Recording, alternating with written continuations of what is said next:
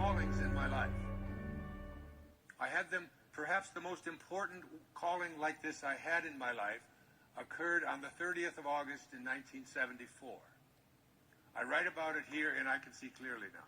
Another one of the callings that I had was when I turned 65 to give up everything that I had, to let it all go, and to read the Tao and to study it. I let it all go, gave it all away. Because I was called to do something. You're all being called. You have these impulses all the time. Here's what it says on page 221. Again, if you will look back, you will recall many times when you felt strongly impelled to do certain things, some of which you did with perfect results, others of which you argued against, your intellect reasoning you into different actions, and often with a failure or disappointment or suffering as a result. Now hear this. This impelling consciousness was only your real self, I within you, that is the personal self, God, Source, Divine Mind. If you don't like those words, call it Louise. It doesn't make any difference. It doesn't need a name. Distinctly telling you what to do. At those moments, you were hearing with your spiritual ears. My ears, meaning the impersonal, meaning God speaking to you. And when you impersonally obeyed, success and satisfaction followed you. When you personally thought you knew better, discomfort, regret, and unhappiness often resulted. It's the story of I Can See Clearly Now, of having a willingness to listen and be a scurvy elephant, meaning it doesn't matter if someone else thinks or says you should do it a certain way. It doesn't make any difference. Being willing to suffer the slings and arrows of outrageous fortune. And ultimately, it doesn't even take courage to do that, because the more the people around you realize that you are your own person and you're going to fulfill your dharma and you're going to listen to it, even if everybody else out here thinks that I shouldn't be doing it and everybody in my family ostracizes me, it doesn't make any difference. I am going to listen to that voice. And that voice is capable of creating miracles. And that calling on the 30th of August, 1974, was when I went to my father's grave. My father had walked out on us when I was just a baby. He just took off. And I spent my youth into my 20s trying to find this man.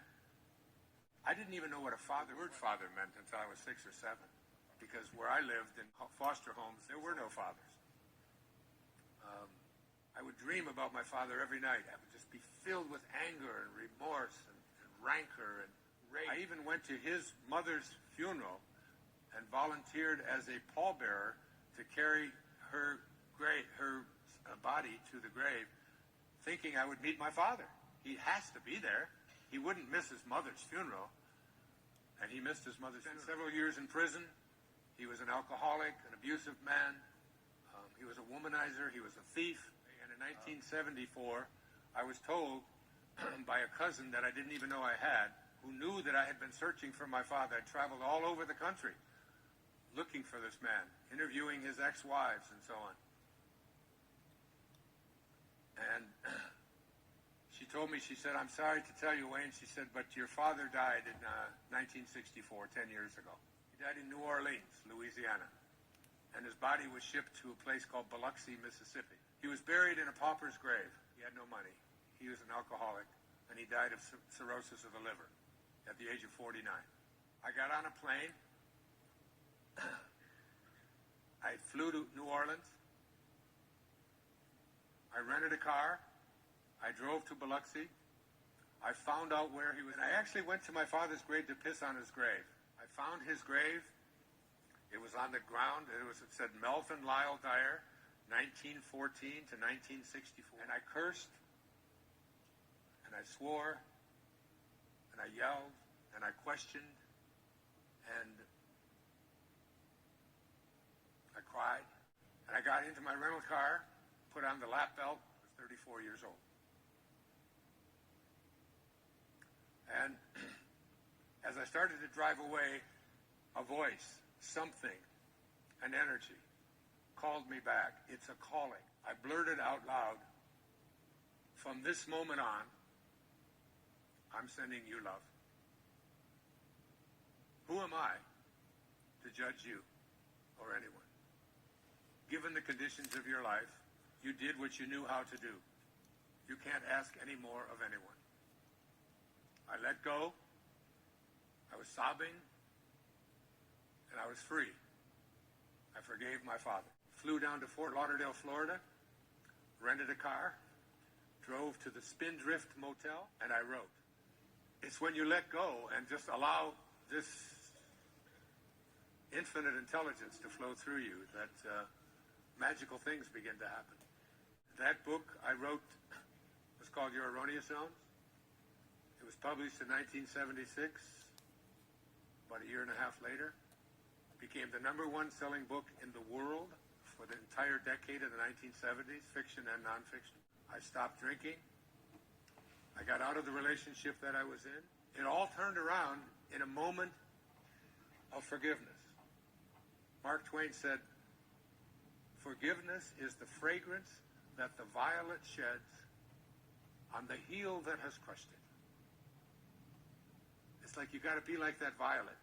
And whatever it is that happens to you, out of you comes something called divine love. Honestly, to tell you the truth, right now, right here, in this moment, I feel him here.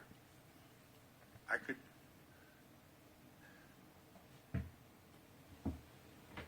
I have to be careful.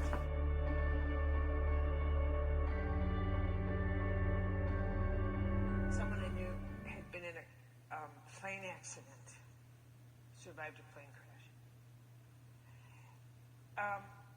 And he told me that in the leaving at the tail end, he turned and he saw all in the smoke, kind of the days, and they're leaving the end of the plane. And he saw angels coming to take people from their bodies, to escort them. And he noticed that some of the spirits, some of the souls leaving their bodies were emaciated. And some, regardless of the size of their body, when the souls came out, they were obese. And he thought, oh, what is that? And his own angel was escorting him at that point. And his angel instantly answered and said, well, the ones that were emaciated died selfish. They have nothing to bring home. The ones who are obese are taking all the acts of love with them, all the good things they've done, all the things they've helped. These are the records of their life that they are taking with. I suspect Wayne died a totally obese human being.